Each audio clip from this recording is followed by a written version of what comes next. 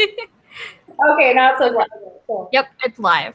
So, do you want to introduce yourself? Sure. Do you have like an introduction you want to do, or just do you want me to start talking? Just start talking. Who are you? What's your book? And then we'll go from there. Who am I? My book, I don't know. Just say like, hey everybody, is that a thing that you do? Like, You can do that. okay. Hey everyone, I'm Samantha Heuwagen. I am a marriage and family therapist in Atlanta, Georgia, and author of Down Among the Stars, my latest work, I guess, my debut novel. It's a feminist science fiction piece that examines the human experience. I can't wait to share it with you coming in May. Yay. So, you are primarily a sex therapist, correct? Yes, my specialization is in sex therapy. So what happens is you go get a degree and a certain kind of school, if you will. So there's counseling, there's social work, and then there's marriage and family therapy. I like marriage and family therapy because it's more of a systemic view on life. So it's not just like one person is a lonely island. It's not that at all. It's basically looking at the world and we're all interconnected and there's other factors working on us at all times. From there, I always knew I was going to specialize in sex therapy because I'm a sex educator. So just came in into my life and became a good fit. That's what I do. I help people. How did that affect your book and writing it? So in the beginning, it really didn't because I first started writing this book pre-graduate school. So I have two master's degrees, one in marriage and family therapy and one in women and gender studies. I would say the first book in the series, of the Starless series, was greatly impacted by my first kind of round of graduate school with women and gender studies and feminism and like wanting to create change and all of that and break stereotypes. So that piece is like really prevalent in the first one. It's prevalent throughout the entire series, but that's kind of like the main message. It's not till lately when I started working on book 2 that my sex therapy kind of experience has shown itself. I'm very, very passionate about explaining what consent is. I also teach at the University of South Florida. I read that didn't well. Excuse me, I'll start again. I teach at Kennesaw State University. I did teach at South Florida too. That was a long time ago. And I love to just talk about to my students about consent because nobody seems to understand what consent is.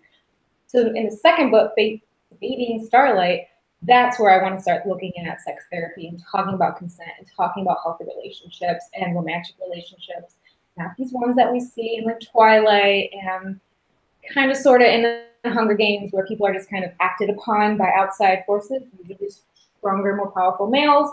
I want it to be more like equality driven, discussion driven, where people know exactly where they stand. That's kind of how I brought it into my writing. That's awesome because consent is major and it's very, it's almost a gray area to talk about because it's so normalized to like not be there or what consent means. Right. People think you need to give it one time, and actually, it's every single time you're going to be sexual with someone. And I'm not going to define sexuality or sexual to anybody, but everybody has their own definition. We'll say that. So if you're going to kiss someone, you need to ask permission. If you're going to touch someone, you need to ask permission. And a lot of people get really turned off by that because they're like, well, how is that going to keep that spark, that passion alive? There's ways to do it that's still sexy and still fun. If you are thinking inside this really small, narrow box, you're not getting consent. Consent should always be present, no matter if you've been with this person for a million years or it's the first time. You've got to have a verbal yes. Right. Which, like, there's also silent cues because if someone pulls away from you as you lean in, obviously it's a no, or should be obvious, that is. Yeah, and that's another gray area. I like it. Like, yes, we are animals, so by nature we speak with our mouths, but we speak with our bodies. It's understanding that if someone pulls away or if someone just changes their energy or their face, that's a cue, and not to just ignore it because you're like, oh, I'm not really sure what that means. You should be asking. You definitely should be asking. How have you brought that into like the book itself, like social cues and like, body language and all of that? Yeah. The like showing versus telling type of stuff? Yeah, so the Shielders are the alien race that's predominant on Earth in Down Among the Stars. And they have just a different culture and a way of being. They're very touchy-feely, so they don't have personal space or boundaries like that. So a lot of like the Earth characters are always rubbing against those cultural differences. So I try to have a dialogue that kind of explains why they're doing what they're doing, but they're also they're like very theatric. So you know kind of what the shielders are thinking and feeling based on what they're doing physically. But then if the humans don't know, they have to ask. And that's kind of how I wanted to bring that piece into it. If that makes sense. Yeah, that's awesome because it kind of shows the innocence on both sides and how culturally, even if it's anywhere on Earth or between aliens, like culture itself is different. You're gonna have some weird cues that you're not going to get, and I think baseline should always be if you're confused, you should ask, and there's always a way to do it respectfully. Like I'm always rubbing against different cultures. I'm a bilingual woman who lives partly in the Latino community and then partly in other communities. So I'm always intermixing just my experience. And if I don't know something, I ask. Now I'm not gonna like embarrass anybody. I'll find someone that I trust, or I'll pull them off to the side and be like, "See what this means," or like whatever. Then you have a discussion so you can educate yourself. And I think people really get scared about educating themselves about differences, but you gotta do it, man. We gotta be respectful. We can't just be like flying by the seat of your pants sometimes. Is there a culture that the Shielders or that alien race is based on? Oh, I love that question because I didn't realize I was doing this because remember, I started writing this pre-graduate school and picked it up at postgraduate school, like the end of my time at Mercer University, I guess. They, to me, it's not a very specific culture, though their language maybe is more based in like Latin. And, the sound sounds kind of like Russian, so you can imagine like what Latin and Russian sounds together. That's their language. I would say though, if I could pick a community or a way of being, it would be therapists. Like, hear me out, hear me out. Sometimes they say stuff that are very wise. They're an old species, so they've been around. They've intermixed with different cultures for millennia. They got it. So a lot of the things that they say, they don't get like a human. So they look at humans like babies. So like, you haven't been around long enough. Like, calm down.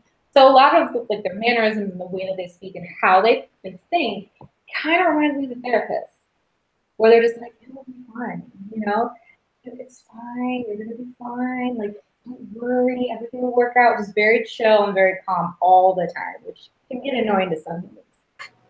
Yeah, definitely. So why aliens? Why not make it like a community on Earth? So why aliens, sci-fi, that type of genre? Like a good explanation. Like I've always thought aliens were real. Like somewhere in my being, I've just always been like, yeah, they're real. I wish they'd come visit. I hope they're cool. If they're not, then they can just stay wherever they are. But I had this dream, this recurring dream of this storyline, and I couldn't let it go until I put it on paper. And this was right before I thought I was a writer or anything like that. But I've always been fascinated by the concept of another completely different world mixing with our world and what that would look like. Maybe it is always the therapist in me, and I'm always active and how people react and like how would this change our world and our experience and blah blah blah blah blah. I've just always been fascinated with that concept, and aliens seem like the best vessel to bring that story and that idea to life. So you keep mentioning how you started at pre-graduate school. How long? What? Say that 2 times fast. It's a crazy. Yeah.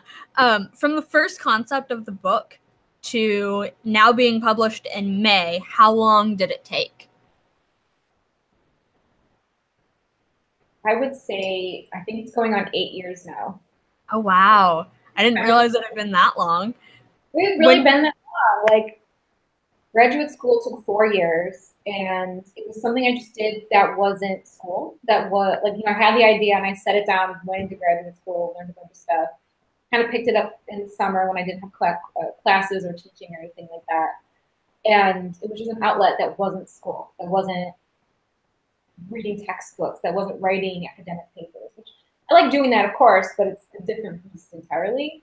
And so I just did it for fun. And it wasn't until I think 2016, I was like, you know what? I think we can do this for real. Like, I think I have something here. I don't know what it is. I don't know what that means or what that will look like, but I want to try. And that's kind of how it all started. Awesome. So how long did it take you from like the first time you had that dream to actually start writing it? Since it was a recurring dream, recurring concept that I think it took about a week and a half to 2 weeks because I just thought I was nuts. And I've always had weird dreams. Like even to this day, I have really weird dreams that are just out of this world. My husband's always like, "How do you remember these things?" I'm like, "I don't know. That was my dream, man. I don't know where it came from." It's weird. My boyfriend at the time, he kind of had like kind of a similar like explanations. Like, whatever you're telling me right now, if there's too many details, just write it down, and maybe it will stop bothering. Because that's how it felt like. It was just like an itch that wouldn't go away, and it was just not a fun itch. Because stars isn't like happy-go-lucky sunshine, right? So I was like, okay, yeah, maybe if I write it down, it'll get out of me, and I won't have to worry about it anymore. And it did for a time, but it was more like, okay, it's done, right? Go away, dream. And then it was more like, how do you like the story? Really, what happens next? I don't know. I gotta figure it out. that's awesome. Oh, I completely forgot what I was going to ask. Okay. How many drafts have you had roughly? Because I know obviously the writing process is really long, really tedious, etc. Yeah. Can you do me a favor and say your question again? Because you kind of broke up a little bit. So I only got like half of it. Oh, yeah, you're fine. How many drafts? So how many copies of Dawn Among the Stars? Mm-hmm. Did I say that right?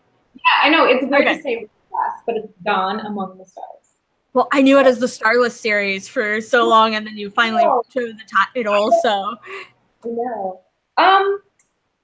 How many drafts? Too many. No, not too many. I think you have to learn your craft as you go. And I just like jumped in and was like, I can write academically, and I can write other styles and other ways.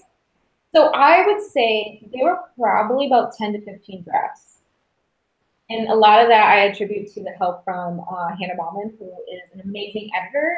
She is just the love of my life in the writing world, and she taught me what I know now and how I process things and structure things and all that stuff. Like she is the reason that this is a thing, right? So I think there had to have been like 10 to 15 drafts because there was a bunch of rewrites.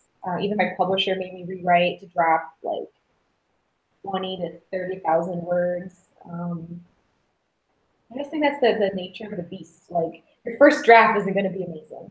If anybody tells you that, oh no, my first draft is so good, you should run and never look back. If you think your first draft is amazing, maybe set it down, work on something else, and then come reread it because it's not. Yeah, I just picked up. So I wrote the epilogue of the end of the whole series already. I don't know if it would be the epilogue or it would be like the last chapter, but I've told the working title is epilogue or whatever. And I remember thinking this is so poignant and so like moving, and people are going to be so moved by the end. And I basically rewrote it because I was like, what? I mean, the concept was there. I saw it, but I saw it in 2018, not whenever I wrote it however many odd years ago, right? You grow and you have to grow and you have to create this craft. It's not something that you're going to have forever and it's going to stay stagnant. It's something that you build upon and you have to. That's art, I think. You may have different thoughts on the whole experience, but I think that's how it works. So why traditional publishing versus self-publishing? I just wanted to see if I could do it, honestly. I think I really didn't know. I still feel like I don't know what I'm doing. Like half the time I feel like I'm flying by the seat of my pants in the publishing world, whether it be self-published or traditional. So I'm always just like, okay, whatever, like whatever happens, do my research. But I wanted to do traditional because I needed guidance because I didn't know what I was doing. Maybe some years down the road, maybe I will do self-publishing. I don't think there's anything wrong with that. I just think right now, in today, 2018, at this point in my career, at this point in my life, traditional publishing felt right, so I could have guidance and I could have like another person walk beside me instead of walking by myself. It just is how it felt to me. When you found out you were going to get published, what was your first reaction? I laughed. Just like that. I laughed just like that. And I was like, what the? And I swore up and down. And I was on campus. So I was at KSU's campus. And for some reason, I checked my email as I was walking from the classroom to my car because I had to go to work. Or I was at work, but I had to go to my therapy practice. And so I never checked my email on that like transition. But for some reason I did. And I can't recall if it was like me deliberately checking my email or I accidentally hit the email button on my phone. But then I saw that there was an email from Trifecta and I was like, I'm gonna check this. And so I opened it up and then just laughed and then did not know what to do. I remember just getting in my car, sitting in and just being like, what? You know, and like there was no one around. I didn't know anybody. There was no one on campus that I could be like, oh my God, you know, but yeah, I was in shock. And then I didn't do anything for 2 weeks because I was in shock. I responded to the email, but I was like, I'm going to have to ask you some questions and ask for a little bit of some grace period while I digest all of this. And they gave it to me and they were very gracious about it. Who was the first person you told? So I should have told my husband first. And I'm going to be honest, he travels a lot for work. He goes to Asia a lot. And I don't recall being able to get a hold of him. Now, I don't know if that was because he was in Asia or because he was at work. I don't remember the thinking. Like, I don't remember. I remember calling him, no answer, no response, whether that be he was at work or in Asia. I called my mom, and she didn't pick up her phone either, which was her day off. So I was like, what? So then I texted 2 friends of mine that were on vacation at Disneyland, and I said, you're going to need to FaceTime me whenever you get a moment. And I thought that would be like later in the evening, because they've been like really supportive and my biggest champions. Lovely people, Kristen Desco, love them.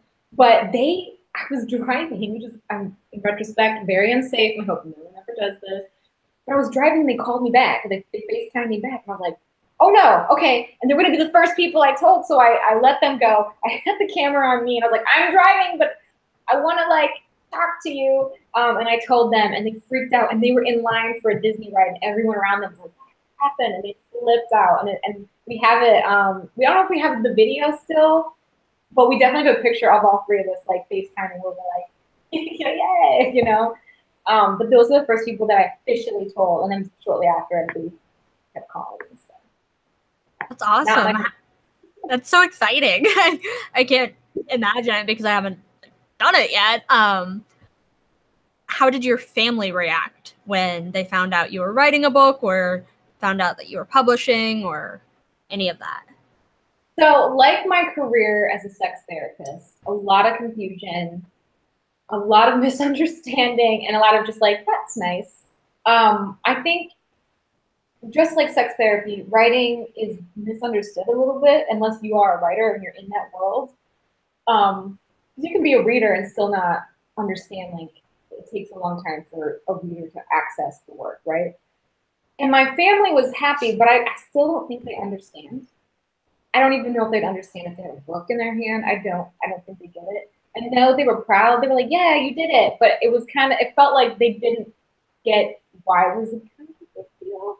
Which I know I feel like I'm throwing them under the bus, but I really think it goes back to understanding what kind of work is being done, whether it be sex therapy or some other kind of career that is on the fringe of polite society, if you will.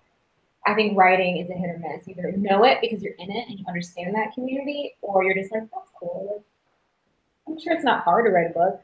That's some of the feedback I got. Okay. All right. Thanks. It is what it is. So you're famous now, obviously. I no. I don't think so. I don't know. I don't know what that would even look like, feel like, mean. I'm just Samantha who just wants to help change the world and make it a better place. Never works. What was the most whether it be therapy or teaching or writing, I guess. Like, I love all 3, so might as well just try them all. Yeah, you seem so busy. How do you juggle all of that? I don't know. I'm very good at time management. So like Monday through Friday, I have a schedule. I teach Monday, Wednesday, Friday mornings very early this semester, which has been a struggle, but this too shall pass because wow, getting up with a butt crack of dawn is not enjoyable. But I know that between the time that I teach and the time that I see clients, I can write. Whether that be for an hour or several hours, I have time. Tuesday through Thursday, I'm in my private practice. And so I know that it's going to be hit or miss on those days. So I give myself grace. Maybe I'll edit. Maybe I'll do some marketing. Maybe I'll do some social media, whatever it is, blogging. I know that I have to be kind of mindful of I need to prep for my clients. They're most important on these days. And the writing just comes and goes as I can. And the weekends are always flexible. I do a lot of self-care on weekends because you're moving and shaking like I am. You've got to do the self-care. You have to. It's paramount. What are your best self-care tips for writers, readers, anybody that's super busy? Find something that you can do for 5 minutes. And it can be anything. For me, it's a little bit of a stretch. It's making a cup of tea. It's reading quickly. My favorite thing is I wait out in the lobby for my clients because the way the office is set up is a little bit of an issue. I call it back in the cave, like I'm in the cave. And so I wait up for my clients because there's a window there in the lobby, and then they come in and I can walk them back to the room. I just read for that 5 minutes between what I've done to prep for the session and waiting for them to come in. I read. I have a little snack if I can. Then I think another good self-care tip, for regardless of what you do, is moving your body. And that can be whatever that means to you. If you like going to the gym, cool. If you like taking a walk, cool. If you like hiking, awesome. If you're doing yoga or whatever, Pilates, whatever that makes your soul feel great. As long as you're moving your body for a little bit throughout the day, I think that's going to be a really great self-care tip. What is the most energizing part of writing a book? I saw this question on the list. I was like, how do I explain this? There's kind of a euphoria, I think, once you get something right on a page. You know what I'm talking about? You're a writer, so you know what I mean? Yep. Okay, so like when the scene aligns or an arc aligns or something that this like, oh yes, this is excellent. I feel like that euphoria is the thing that keeps me going. It's like Trying to give me a heart attack. sorry, buddy. But I think when anything clicks, that gives me a euphoric feeling. That feels great. I get excited. I wrote one of my first love scenes, like real love scenes the other day. I like could not come down off that high for like 3 days. I was like, oh my God, this is the greatest feeling ever. And then when I went back to edit it, I was like, what the fuck are they doing? Like, who touches someone like that or does that? Ew. But it was still great because it was awesome. It was part of the process. When writing like a love scene or anything like that, have you ever hit a point that when you go back, you're like, oh my God, there's no consent there, or anything that is kind of appalling or shocking, or I can't believe I did that. Like, this is important even to my job. Yes. That was part of the thing where I was like, what the fuck? There was a part that I wrote that had been suggested by a friend that I do. I remember being stuck. Like, is this too Disney princess? Is this too safe? And they were like, have somebody lick somebody. I was like, yeah, licking is awesome. You know, I'm like, not licking, like going up to them, like licking someone, but like making it sensual. And I was like, so about this licking idea. And then I reread it and I was like, why is someone licking someone? Like, what is this? You gotta save that for something else. And then not to mention, it kind of came out of order. So there was like consent at the end, but then they were already licking someone. I was like, girl, you know better than that. Delete. And that's what happened. Oh, it was embarrassing. I'm glad no one ever read that because it was just like, that's shit. I mean, that's part of the writing process. Like, you have to make mistakes, and that first draft is never like perfect, but yeah, no, but I know I learned, I will say this, I learned that I need to be very mindful when creating a consent policy. Like, I knew that if I was going to help change the minds of people while they're reading this, then I needed to be mindful of when and how and kind of where the consent came in during the whole scene, if you will, right? The characters had to be mindful. The characters had to know why they were saying what they were saying, and all of that. And a lot of it goes back to like, you know, maybe some alien sex up in the fading starlight. I don't know. Maybe there is. So the aliens look at consent differently, excuse me, than maybe humans do. So I had to be mindful of all of that. But I learned that I'm like, okay, if I'm going to do this, I'm going to be meaningful and I'm going to do it the way that I would love to see it as a consumer of literature and movies and all that. So since I beta read for part of your book, I haven't finished it. I remember there was a scene that it was, is it Kayan? Kayan? How do you pronounce it? Okay. So Kayan was like just getting around shielders and she was still kind of freaked out by them. And there was like touching of some sort. I don't remember if it was like a handshake or like grabbing their hands or what, but there was like very abrupt, like, whoa, this isn't okay, kind of freaked her out some. Yeah. How did you pursue doing that and like making it not just like, oh, well, this is okay, which it wasn't in her mind, but also like mental health stuff? And how do you pursue putting all of that in there? So I made Can very sassy. Can is not going to take shit from anyone. I think that's pretty apparent in the beginning. Love her or hate her, she's just going to tell you what's what. And I think I knew that she was going to be shocked at first because she was coming off of this like great transition. I don't want to give spoilers away, but there was a great transition that is very life altering. And so when someone was touching her, yeah, maybe it was great for the shielders and their culture, and that they were trying to be very tactful in how they were just reacting to her. But she was like, what? No. And so she kind of asked and she tries to understand because, again, she's also in multicultures, even on Earth, right? So she knows a little bit about like what's acceptable and what's not.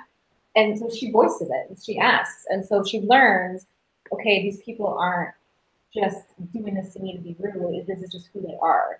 So there's a way of like making your needs met, you know, like please don't touch me, but then also respecting that some people just like in the Latino community, we're gonna hug and kiss you and we're gonna love up on you, and it just that's just the way that the cookie's gonna crumble. I have to be mindful of that because I'm just like I love everyone, I want to hug you and love you, and that's kind of where I got that idea from because I've made people uncomfortable. I remember having a client once. And I don't want to say like I fall in love with my clients. I don't want people to hear that incorrectly or unethically, but I do value my clients and get very excited for them. And like when I haven't seen them for a long time, again, it feels natural to me to be like, oh my God, how are you? And like want to hug them. And I remember asking permission, of course, being very professional and very ethical, asking permission if I could hug, and they said no. And I had to honor that. But it still felt weird for me because again, and my insides are like, I want to love up on you. But then it's like, no. You have to be mindful and respectful. And I hope that scene kind of translates into my personal experience, into like what we should be doing as a culture and as a world.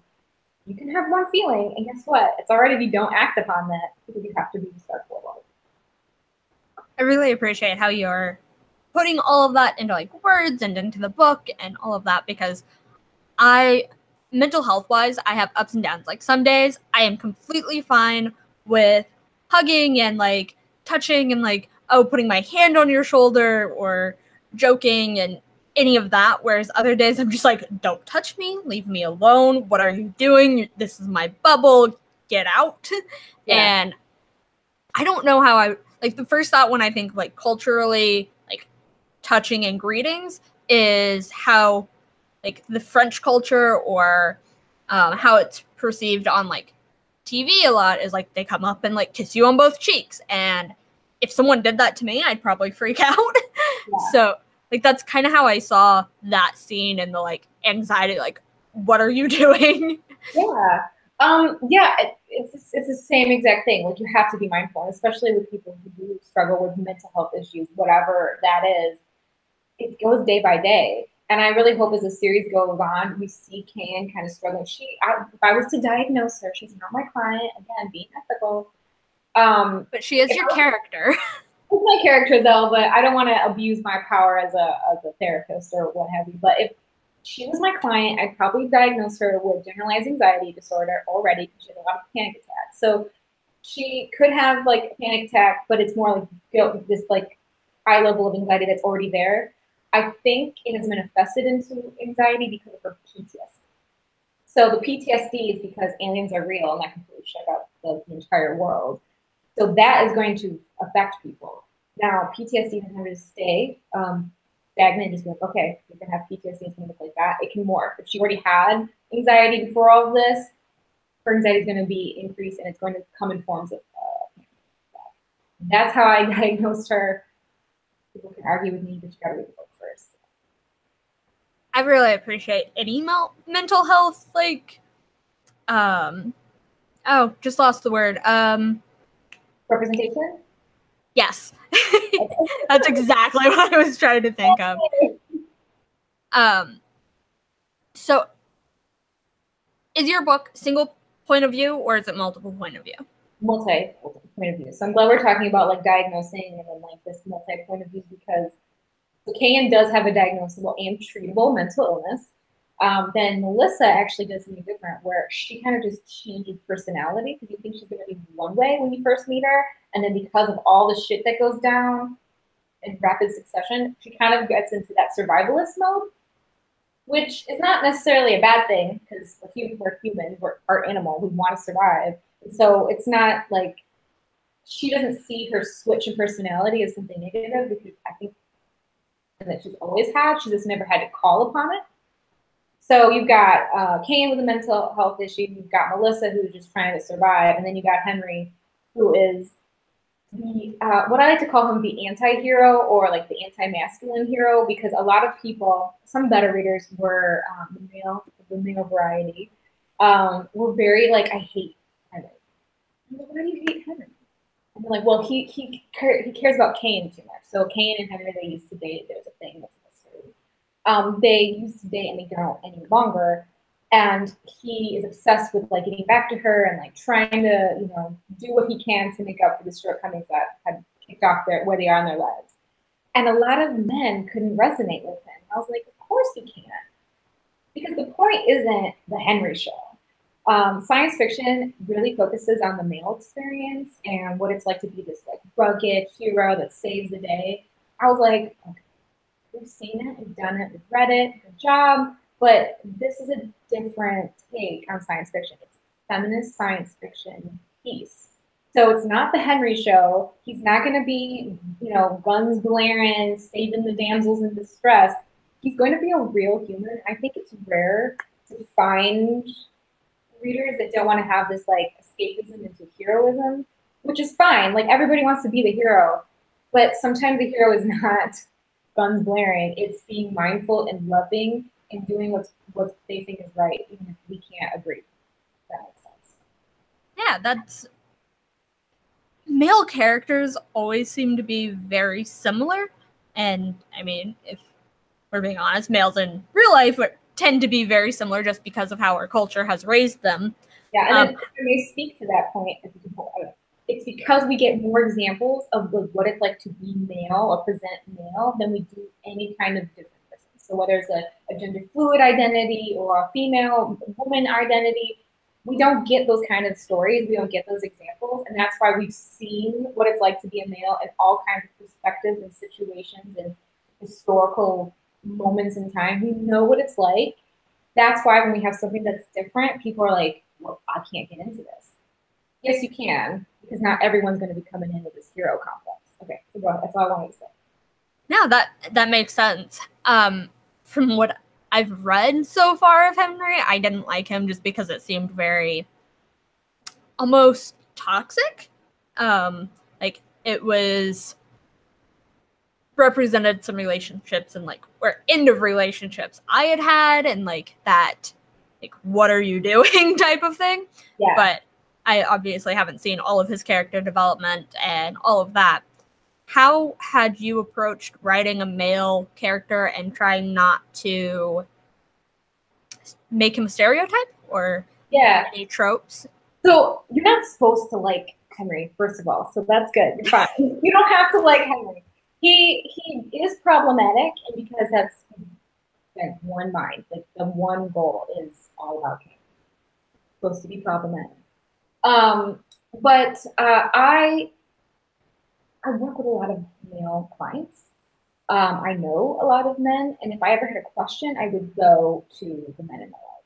I would ask different kinds of men. It wouldn't be just like one. It would be all kinds of men from all kinds of backgrounds, ages, ideals. I really wanted to just kind of do a character study of all the men in my life and then kind of take what I've learned from them into Henry, because I really think it's hard to write as something that you don't experience. It's really appreciate the own voices movement that's going on in publishing, because a lot of people think they know, but if you've never experienced oppression, if you've never experienced what it's like to be othered, then it's going to be really a challenge to get into the mindset of what that feels like on a daily basis.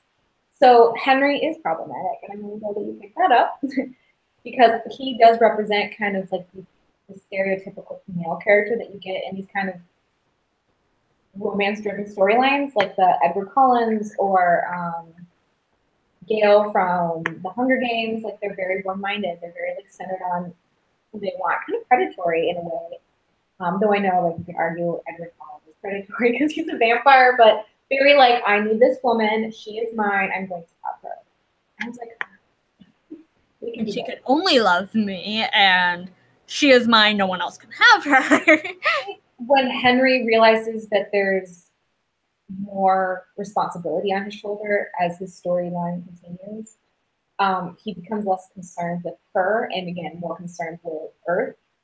But again, like if you're in love with somebody and you realize it too late, it's going to be kind of become obsessive. And I think people need to realize that love can slip so quickly when you're not getting it, because then it feels like a drug and a pull that you like need to have in your life. And I hope that I did a good job kind of showing that. But he does change. It gets better. What house is he in? Hogwarts house. So I love when you ask me this question because I was, oh, I don't know. I think he's Slytherin because he meets Kayan because he's very ambitious and he's got goals. Okay, so as soon as all hell breaks loose, he's like, oh wait, these goals are not going to keep me warm at night. Oops.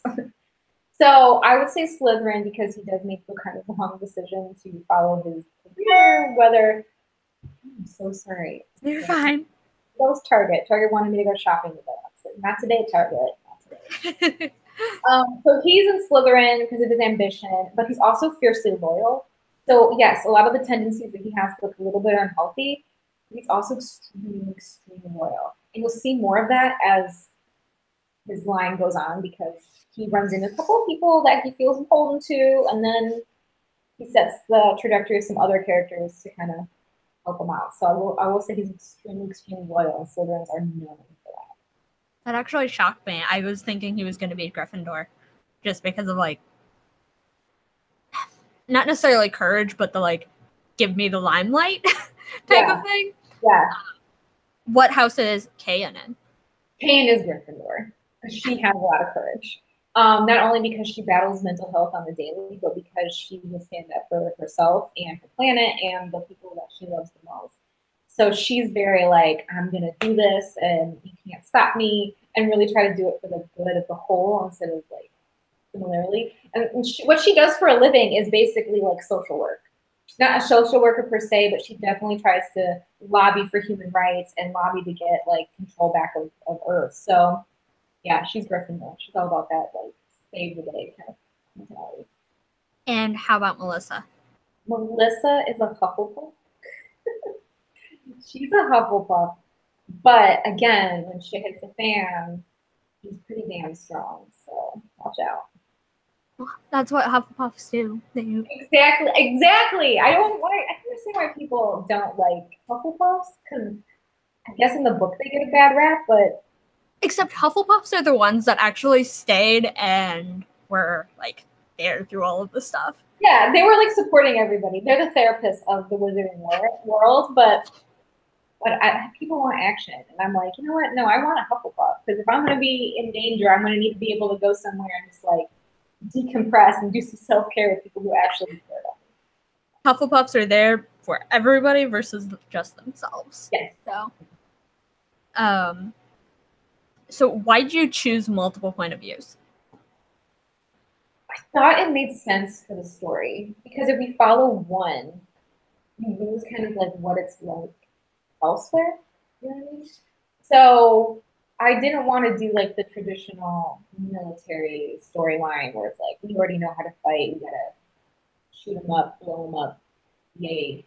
Then I didn't want somebody just to be a civilian that magically turns into a military person, like a fighter.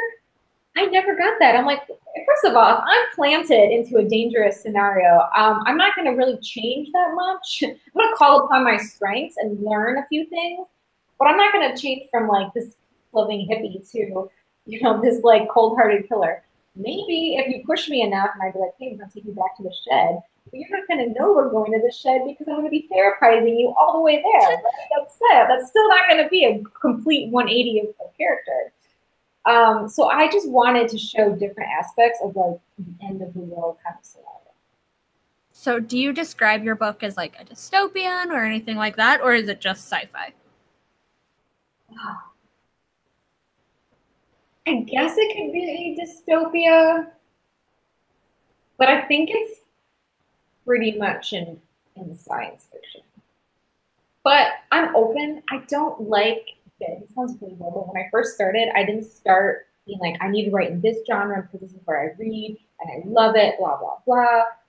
I just had a story and I didn't care about the labels or if people could put it in a neat little box. I just was like, this story is touching my heart. I have to write this. So if people want to put it in dystopia, go for it. If people want to take it out of science fiction, go for it. If people want to put it in romance, I mean, I guess. Hashtag alien sex. So, So going along with the alien sex, why are you seeing aliens as I don't know. Aliens always get put as like a different race and as a different, not even as a different race, but like as a different species. Yeah.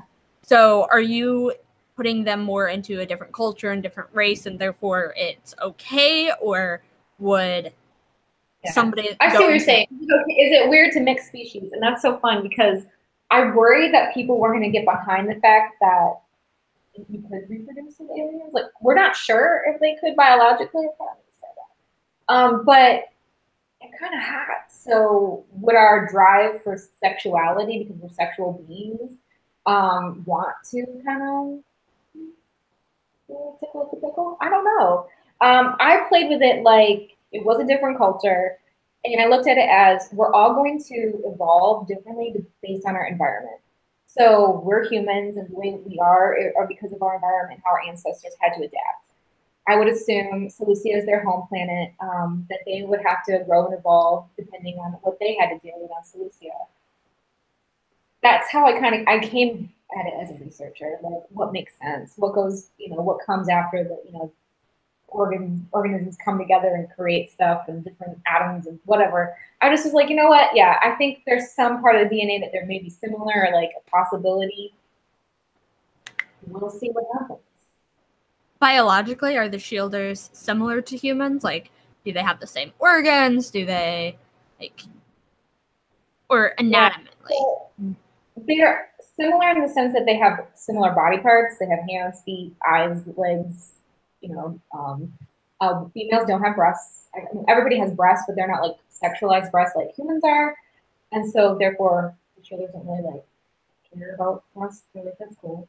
But they have different blood. They have different coloring. They can control their like heat, so they don't get cold. They don't need a jacket. They kind of wear like a cape for like aesthetics, but they don't need to do that. That's why they like Earth, because be cold 1 minute and then you just hop a few states over and be warm, in countries for that matter. So they're similar in terms of you can look at them and you feel a little safe and a little bit like trusting because it's similar. But if you open them up and carve them up, their hearts don't. You said they don't have, like, females don't have breasts. Do you mean like they're just not sexualized, or do they not have the differences between male and female, like what Earth they look would? like? Yeah, they don't look. They look the same look the same in terms of, females here on Earth they're larger, they're rounder, they grow depending on the menstruation cycle. Everybody has the same kind of shoulder. They're like kind of flat chested, but not, they have like pecs, if you will, like a little bit bigger pecs than some male humans. are they still used for like feeding children and like that side of things, or how does reproduction work in your alien Yeah, race? still trying to figure that out. Still trying to like tease that out because I really want it to be. No, it's fiction, but I want it to be as biologically accurate as possible. So yes, they are, but I still haven't figured out who carries the children or what that looks like. Nice. Like, that's So exciting stay because tuned. We'll discover together. that's exciting to see how that goes with like Yeah. how it continues and all of that. Earlier we talked about what the most exciting part or energizing part of writing was. What's the most exhausting part you went through? Trying to find time. Really, I mean, I like editing. Like, I think editing is one of my favorite parts of writing now, just because it helps like clear things up and make things smoother, yada yada. But I really think finding time because I get sucked in hard when I write. I can start at 10 o'clock in the morning, and the next thing I know, it's 6 o'clock, and I haven't eaten and barely gotten up to go to the bathroom. Like, Welcome to being a writer. I know, and I get so sucked in. So it's like when I want to write a scene, and I know it's going to be a bit of a challenge. I do like to do that thing where I'm a pantser. I think was it a pantser or something? Where you don't outline, you just Yeah, go with it. I sit there and I just want to write, and I just want to get as much as I can on the page, and like edit until it's perfect. I guess someone told me it's called the Hemingway method, but I'd never heard of it described that way. I was just like, this is what feels natural. I don't know. Thanks, Hemingway, if you're like one of my tribe members. I don't know. But finding time, definitely finding it. Because, oh God, it is a deep rabbit hole that I get sucked into every time. How are you doing on time? Speaking Oh, of, I don't know how long we've been going. I'm fine. Okay. I don't know how long we've been going because I know it's bad. Yeah, we've just been like chit chatting and all of that. Who is your biggest support through all of this? Like, who is your tribe? You and Leah and Hannah. Yeah, literally you guys. Because I think you were in the community. Like you already knew what the process was like. You already knew what everything was like. I learned so much, whether it was reading your blog posts or just reading discussions or comments. I feel like I have grown because that is my tribe. And my people. Then to widen that out, even my other bettas that I met, one of my these are my people. They helped me too. So those are the people that kept me going. Those are the people that insisted that I keep trying instead of being like, oh, it's so hard. This writer's life is difficult. Everybody, it's so difficult. But on the outside of the writers community, my husband, in his own engineering way, he's an engineer. So he's got a weird twist on everything. If you know what engineering, you know what I'm talking about. But he's always been there to be like, do what you gotta do, follow your heart, follow your dreams. But I will say that he did not like the book at first, like would not read it, and he still has never read. He read one chapter, the first chapter, that had been Oh, reading wow. multiple times. Now you should see him. Now he's like, guys, she wrote a book, like I can't wait to read it. But before he was like, oh God, you wrote a book, like awesome. But When are again, you done? Are you exactly. an author now? Really goes back to if you're in the community with them. And that's why I really tell anybody that will listen, you have to find your tribe and you have to find people in the community to connect with because the civilian life, they will never get it. They will never get it, girl. Definitely makes sense. How did he react the first time you were like, hey, I'm writing a book about aliens and sex and space and stuff? Um, I think he noted that I needed a self-care outlet. I needed something that was completely different than what I was doing. And so I think he like, kind of did that figurative pat on the head. Whatever you do and decide to do with it, I support you, you know? Again, I think a lot of people go into writing because they enjoy the pleasure of it all, but then when you have to get down to brass tacks, it's hard work, and a lot of people are like, nah, not worth it, I'm good, bye, and they bounce out. There's nothing wrong with that. It's not for the faint of heart. But I think he really thought I would just do it for funsies, and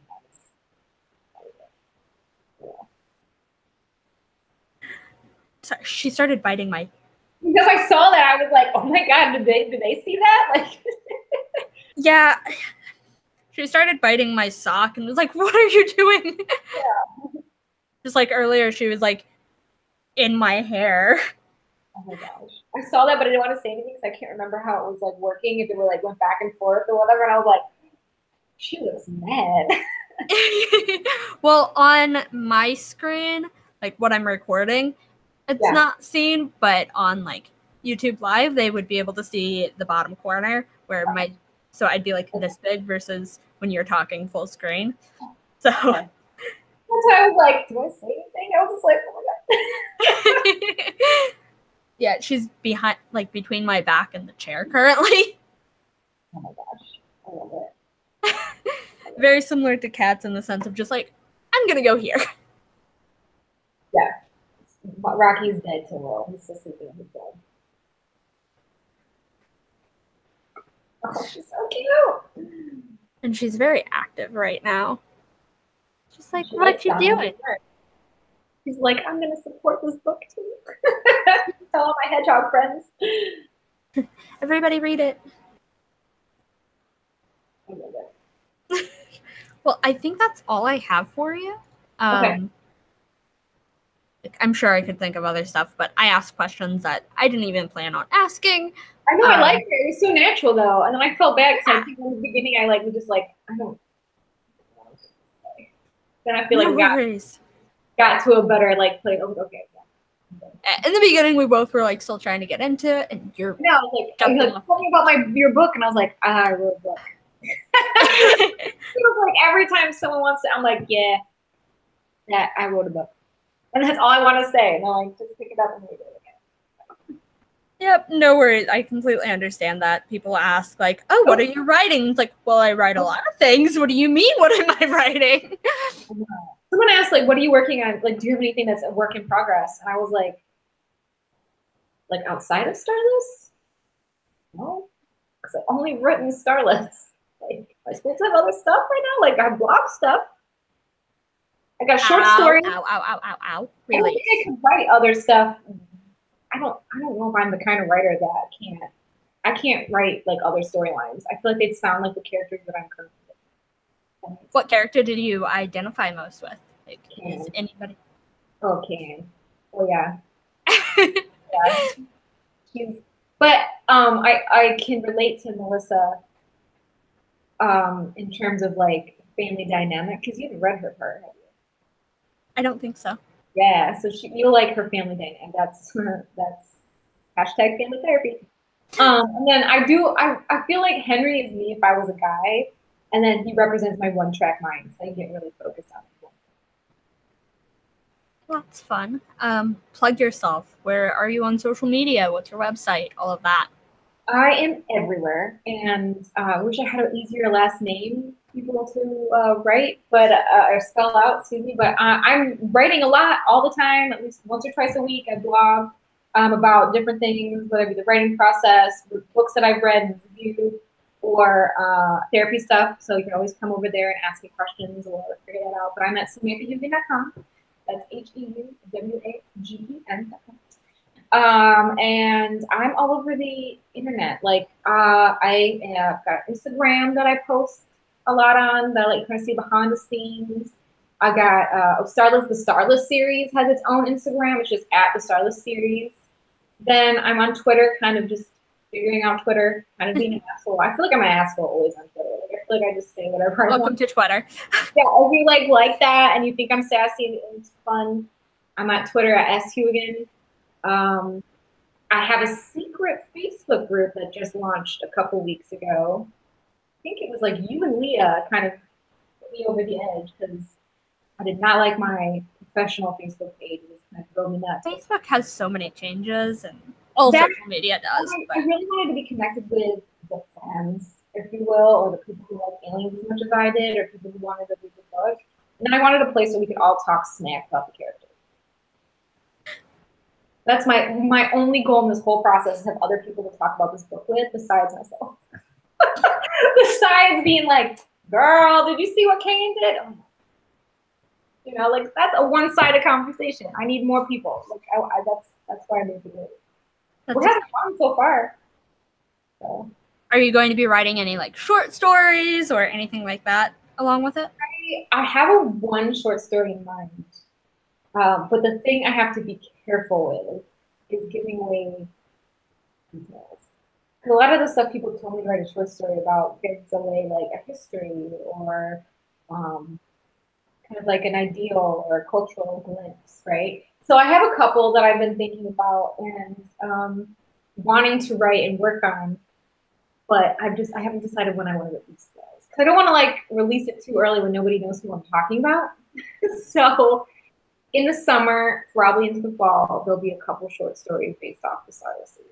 That's exciting. Are they going to place in between the two books, or will they be? They're probably going to be no, because all the books should be seamlessly timelined. So there's not, unless there's specific time mentioned, things have passed. The books happen like as they should out of timeline. Some happen in the future, some happen in the past, some happen like in real time. Just depends on what storyline you're in and where you are. Sorry. Like follow me. So what the short stories will encompass will be kind of like more Shielder stuff than human stuff. So it would be kind of like doing some Shielder characters know each other. Were they at the academy together? How did they pick their jobs? How did they go to what they wanted to go to? You know, kind of like a prequel, if you will. Nice. That's exciting. Short stories, novellas, etc., are always exciting, especially when you're waiting on the next book to release. Yeah. Do you have a release date? What is it? I do. I just got it, which I want my editors on because I was like, really, this is the day, but I like what it is now. So it's May 21st, which is a Monday, and it's also the Monday before the next Star Wars movie comes out. So I was like, kismet. I love Star Wars. And then shortly after that is the launch party here in Atlanta on June 2nd. Yay! And you're doing a cover reveal next week, right? Yeah, on February 1st, I'm revealing the cover only on, I shouldn't say only on, I'm starting out on the secret Facebook group. It's called the Starless series.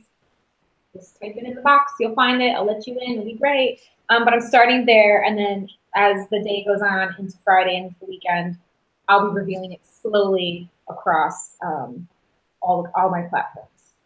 Exciting. And I hope people like it. I hope they do too.